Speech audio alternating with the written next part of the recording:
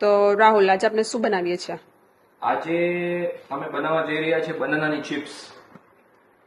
મને બનાનાની ચિપ્સ બહુ જ ભાવે. એમ સમજો કે હું રોજ ખાઈ શકું એટલી મને ભાવે. તો આ પ્લાન્ટેન બનાના લઈ આવ્યા છે અમે બહારથી, અને આવા કાચા જ લાવવા પડે. અને હવે હું તમને બતાવીશ. અમે બી પહેલી વાર એર ફ્રાયરમાં ટ્રાય કરવાના છીએ કેવું થાય છે. આગળ એકવાર અમે બનાવેલા, પણ અમે તળીને બનાવેલી હા, ચિપ્સ. તળીને કરેલા આપણે. આજે એર ફ્રાયમાં બનાવશું. આજે આપણે એર ફ્રાયમાં બનાવીને હું તમને બતાવું. જો ગાઈસ, આપણે પછી આને હવે અને આ જે સ્કીન છે એને પીલ કરી લેશું, કેમ કે વધારે કાચું છે ને એટલે આમ નોર્મલ કેળાની જેમ ઉખડતું નથી ઓબ્વિયસલી. જે હું તમને ઝૂમ કરીને બતાવું.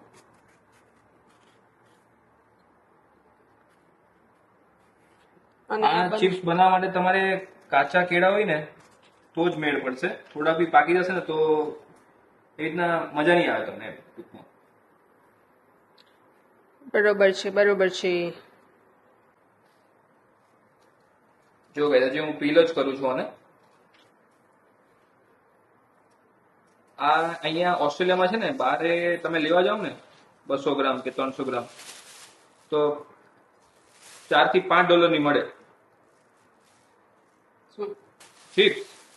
ઓહ, તો રોજ તો આપણને કેવી રીતના જેને રોજ ખાવી એને તો નહીં ચાલે. ના જ ચાલે. તો આટલી મહેનત કરવામાં કઈ વાંધો નહીં. હવે હું છે ને, અમારી પાસે નાનું એવું સ્લાઇસર છે, એમાં હું હવે તમને બતાવું.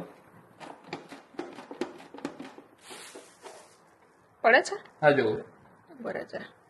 આટલી થિકનેસ હોય ને ઇટ્સ ફાઇન. એમ તમને મજા આવશે. મસ્ત પડે છે એના. તો આટલી પેલા કરી નાખું અને પછી તમને હું આગળની પ્રોસેસ બતાવું. Okay guys?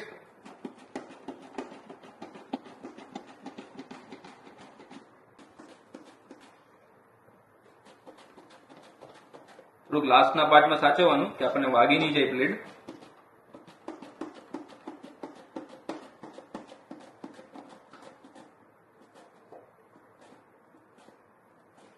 બ્રિસ્બેન સિટીમાં અમારું આ એકદમ પરફેક્ટ થઈ જાય તો બ્રિસ્બેનમાં કોઈને ઓર્ડર દેવા હોય તો અમને આપજો.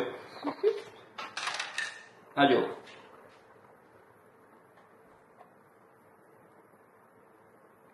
હવે આપણે એક આને બોલમાં લેશું.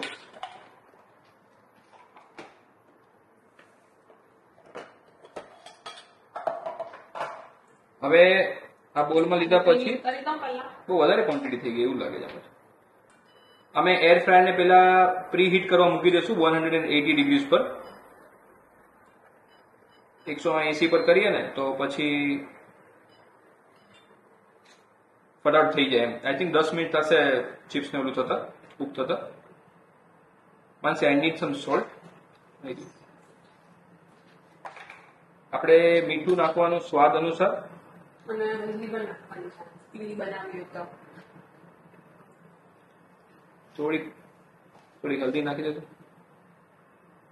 બસ, બહુ થઈ ગયા. આ થોડુંક કશ્મીરી મરચું આપજે મને. તો આમ મને ઓઇલ બી જોશે. ઓઈલ આપું તને. અમે આને ગુજરાતીમાં કઈ સોલ્ટ કહેવાય? પિંક સોલ્ટ ને સંચલ તો નહીં કહેવાય. બસ બે ટેબલ સ્પૂન જેવું આપણે આને ઓઇલ નાખશું આમાં. જસ્ટ બીકોઝ કે એર ફ્રાયરમાં જઈ રહી છે તો ચોટે વોટે નહીં એટલે. એર ફ્રાયરમાં બી સ્પ્રે કરવું પડશે.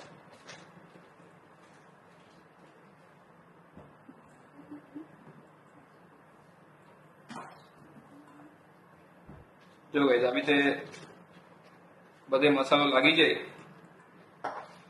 એ રીતના આપણે ટ્રાય કરશું. નહીં તો એકમાં મીઠું લાગશે, તીખું લાગશે, બીજામાં કઈ નહીં લાગે.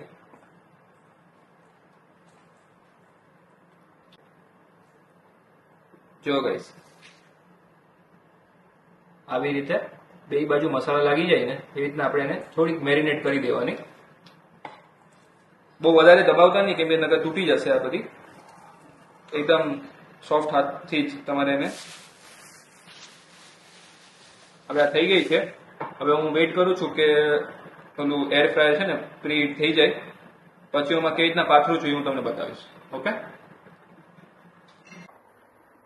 જો ગાઈસ અમારા પાસે છે ને ગાર્લિક સ્પ્રે છે એટલે હું આ નથી યુઝ કરવાનો, નકર તમે ઇઝીલી એને એર ફ્રાયર પર સ્પ્રે કરી શકો.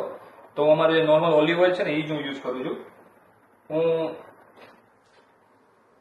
આવી રીતે નાખું છું આની પર અને આવી રીતે સ્પ્રે કરી દઉં છું ખાલી એને બધી જગ્યાએ. સ્પ્રે નથી કરતો, ખાલી પાથરી દઉં છું ટૂંકમાં. આટલું બહુ થઈ ગયું ને માનસી? યસ. અને થોડીક પાથરી દઈશું આપણે તો શું બરાબર કૂક થાય. આપ કેમ કે આ ક્રિસ્પી હોય ને તો વધારે મજા આવશે તમને.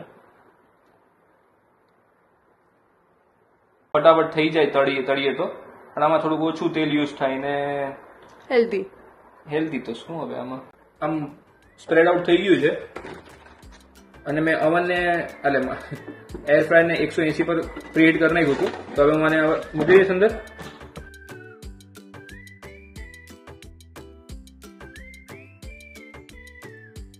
ગાઈસ અત્યારે મેં મૂકી દીધી છે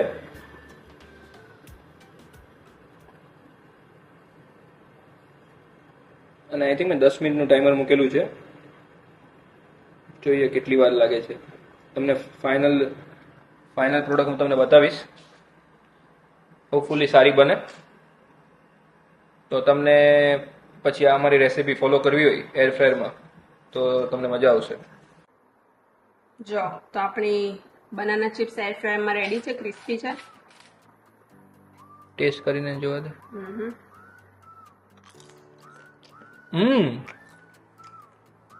સરસ થઈ છે. સારી થઈ ગયા. થોડી વાર બહાર રહેવા દેશો એટલે હજી થોડુંક ક્રિસ્પી થઈ જશે. હવે આપણે એને પેપર પાથરીને એમાં મૂકી દઈશું થોડીક વાર તો હજી થોડી ક્રિસ્પી થઈ જશે.